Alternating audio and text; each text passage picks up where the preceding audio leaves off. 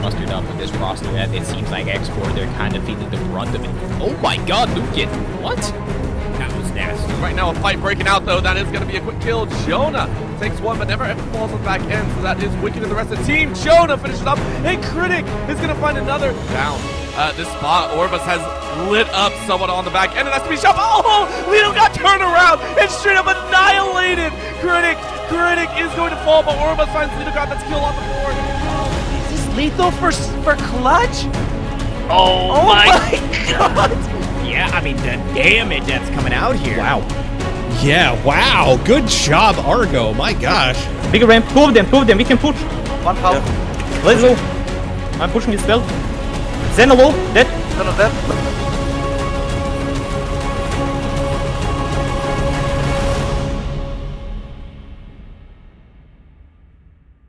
Ooh, XBorg, man, this is the map. Legends are made. You know, we talk about maps that are iconic for video games. Halo, there's Blood Gulch. In Counter-Strike, there's Dust 2.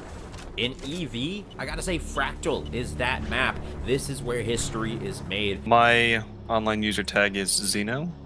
I am a Web3 esports player. I play for the team XBorg, and I'm from the United States. He really provides you with a whole lot of cover, but at the same time, your heads are going to be exposed to Zeno. Gets a double kill. Nice shots from the side of XBorg. EVE is a Web3 first-person shooter similar to games like Halo and Quake. It's an arena shooter, very fast-paced, and it's a play-to-earn game, so users can purchase NFTs and use those NFTs to in turn earn cryptocurrency, which they can convert into real money. What do you love about EVE? Yeah, absolutely, yeah. You know, map control is so important. We talk about mining TPs, we talk about taking 2v1s, waiting for overextensions, Eternity EVE putting on a master class right now.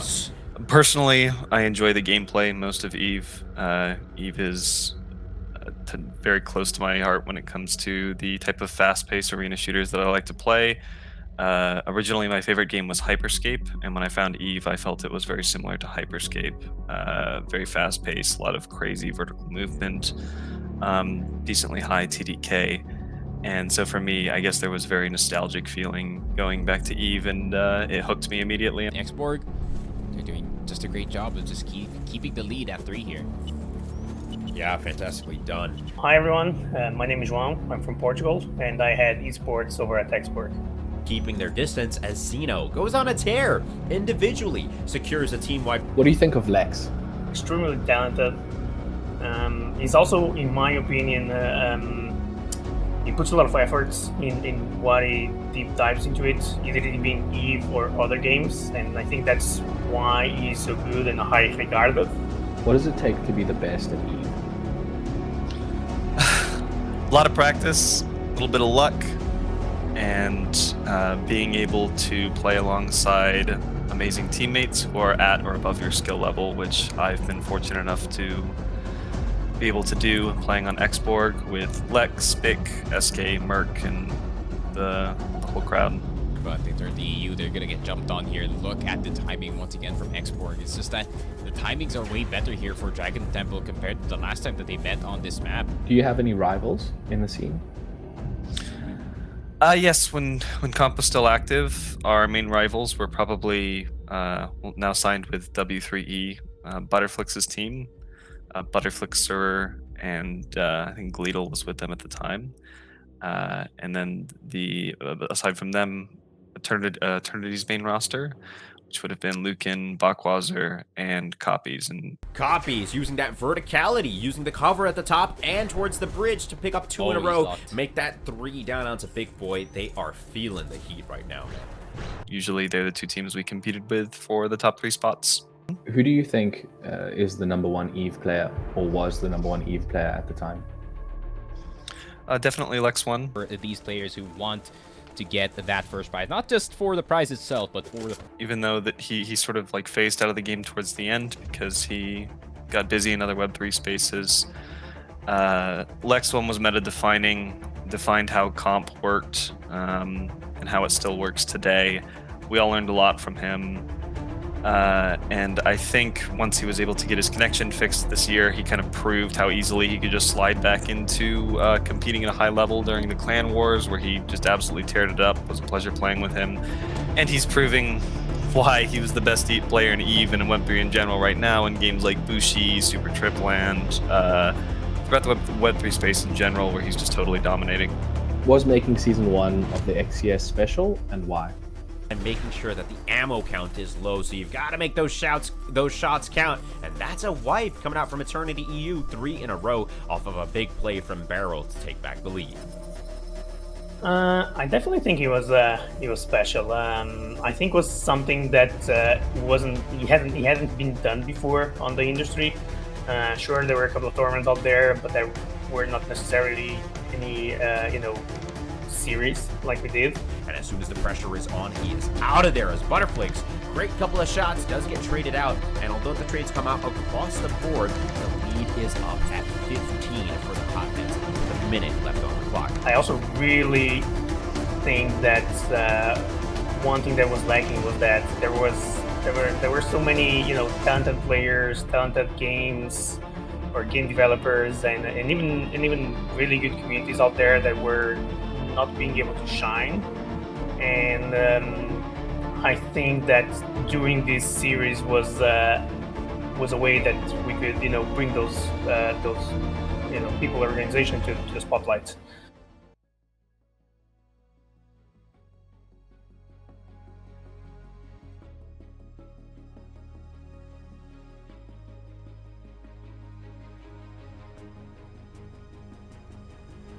Hey, I'm Eric Ozone Joyle. Found.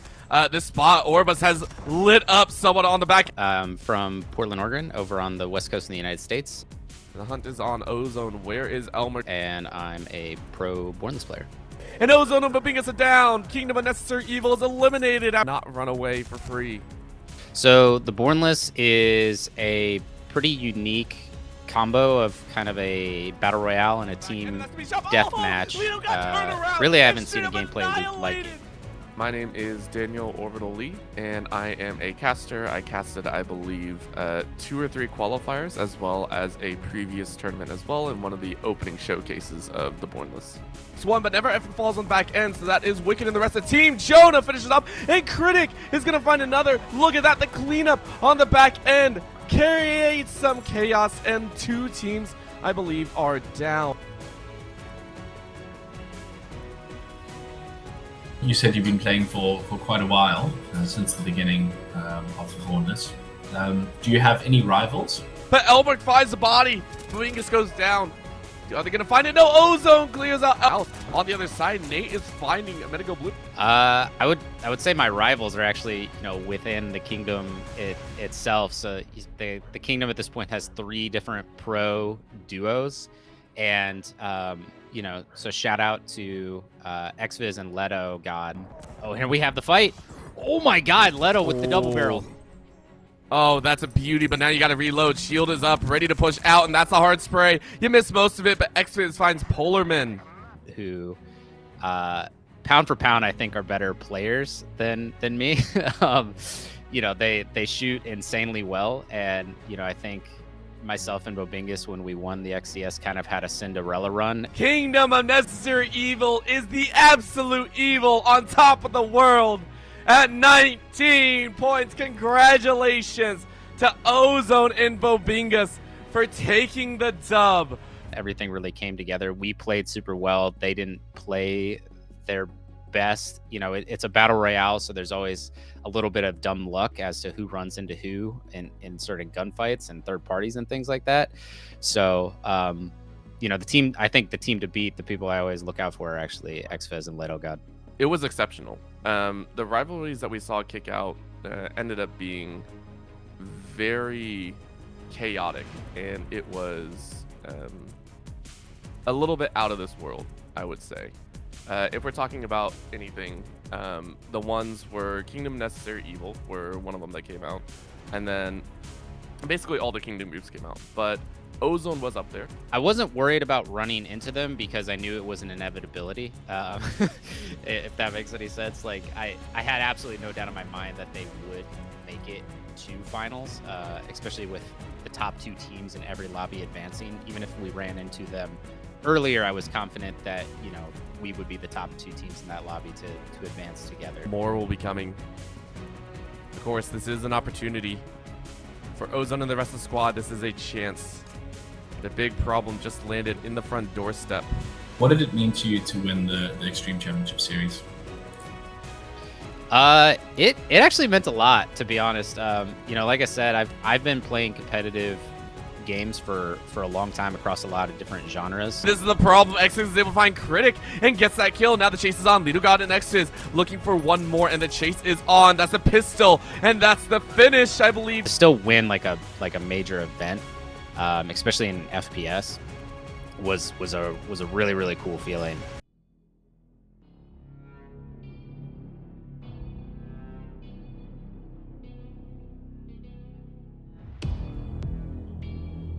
You got this. Brooka is keeping it real, staying alive. Death Colo almost has their ult. I'm Tanner Metro. I am from the very warm state of Arizona in the United States, and I am a commentator and a host for Planet Mojo's Mojo Melee. So their Death Colo from Wiser Todd's definitely going to go down here. Next thing we needed to see is, yep, Froda gets over here. And the ultimate came out, but everybody is stunned. Look at this. Mojo Melee is it's your auto battler. It's, you know, picking your team, putting them out there and seeing what they can do. But they kind of take out they take out the wonder, they take out the worry. I think the cool thing about Mojo Melee and what separates it from the rest of the auto battlers is you're going in with a set team. Okay, so Wiser Todd still doing his best here. You get to build your team, what works best for you.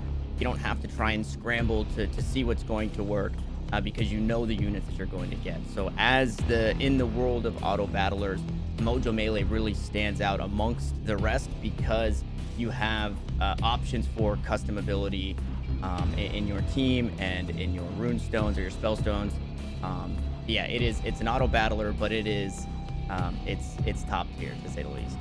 Brook Clawhaven getting his ultimate off. We've already got an ultimate in the background. This is anybody's match, really, truly. What do you love about Mojo? What do I love about Mojo? My answer might be lame. What I love about Mojo is the character models mostly. I love being able to have Hippopotamus or play General Dox. She's my favorite character. So just having this large elephant with a shield. General Dox does have some tanking ability here if they can get the ult off. But I do enjoy, outside of kind of the fancier things, I do enjoy that Mojo Melee does alleviate some of that pressure of having to wonder, you know, which units you're going to get this game or next game and trying to build around those units.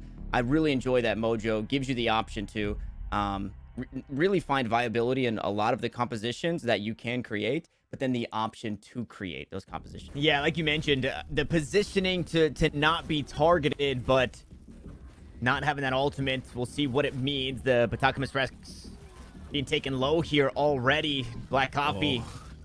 Well, just needs the level 3. 1 unit to rule them all, it seems. Vine Mojo. What do you think it takes to be the best?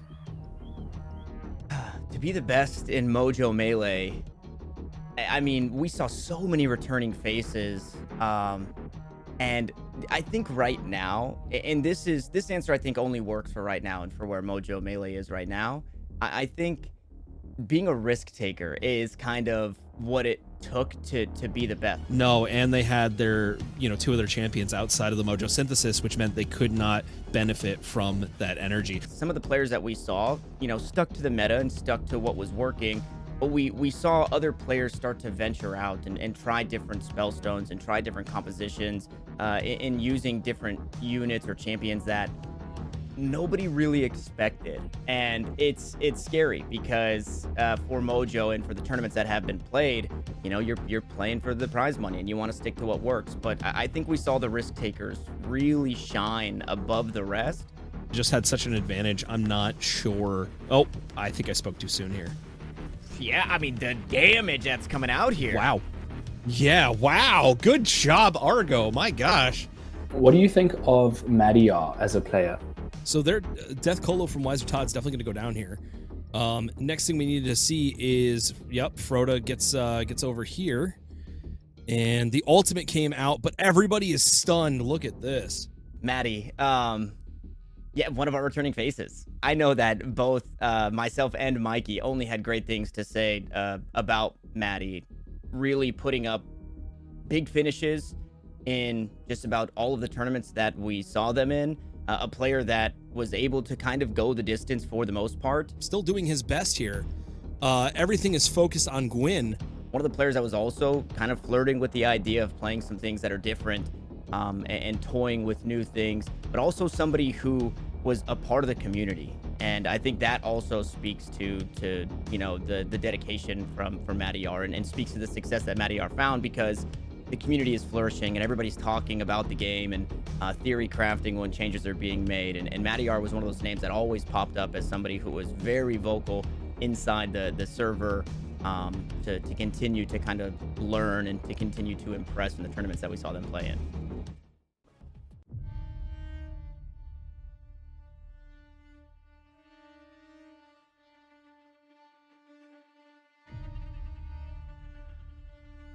My name's Sam. I play Gods Unchained. I play for Team Infinite Mana from California. Oh wow, Sam Bam.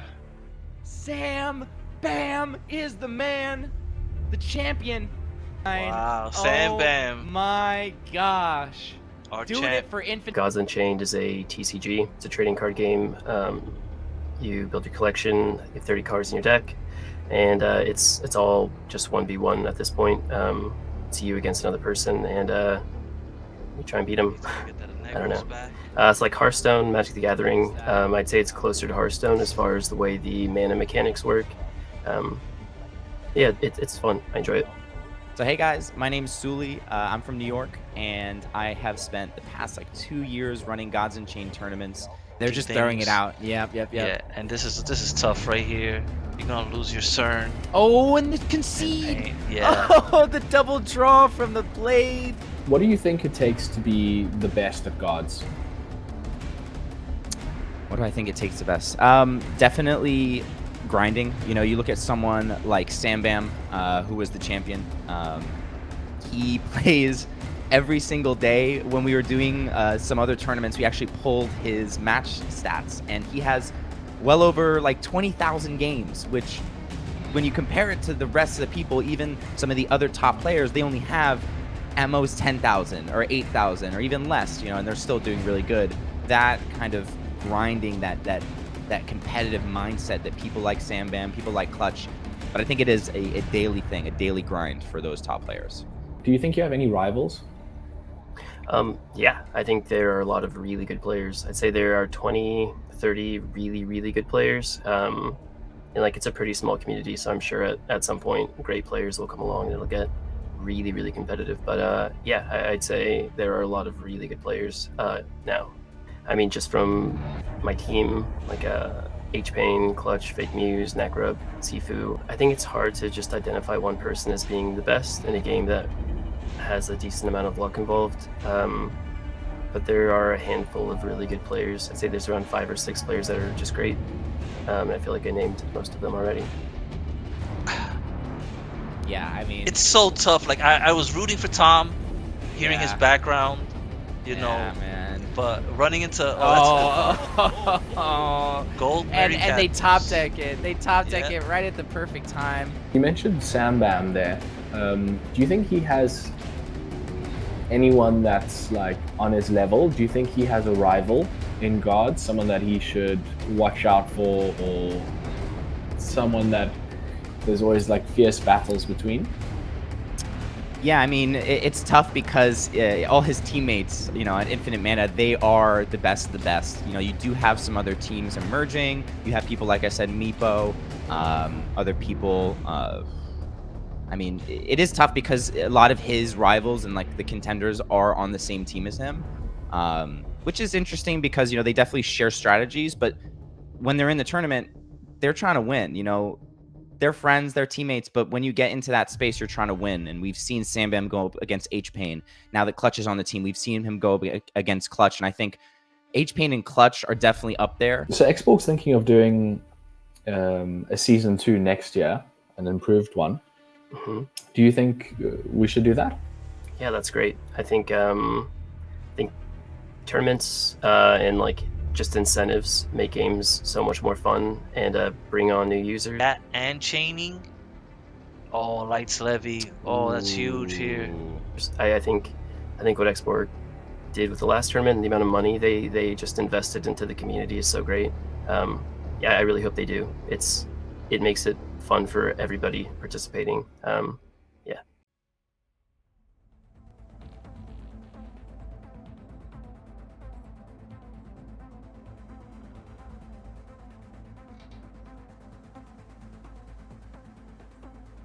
Well, it's not lost yet. 4 seconds or so. 3 seconds, 2 seconds. Opening 7:48. It's like the end is just slamming cards at random. The player has enough time to make a decent decision. The fundamental thing is that yes, you do have cards, and to some degree it does resemble other card games such as Magic and Magic the Gathering, which is the big one, or Hearthstone. And obviously this is for now mostly digital. Eventually we'll actually get a physical part of it, but how you play it is that you have a board where you have 4x4 squares, and you play cards into those squares to try to capture the other player's cards. Well, you to capture any card that is on the board, and by capturing cards you make points. Great. And tell me a bit about the competition in Cross the Ages. So, what does it take to be the best player in the game? What kind of skills, do they need to develop to give them an advantage over, the rest of the competition? Yeah, so Cross the Ages is still very much an evolving game. So, I think it's true for all types of competitive games. You need to put in the hours. I think that's fundamentally really important. You need to put in the hours. You need to play a lot of games. You need to be quite strategic in your thinking, because you need to be able to think 3 or 4 moves ahead. And if you don't do that, you're going to probably be surprised and you're going to lose out on things that you didn't. And you really have to be able to make the best of the cards that you have. So even if you have a 30 card deck, which is sort of the standard now, and you will only see maybe around 15 of those cards, or 14 even.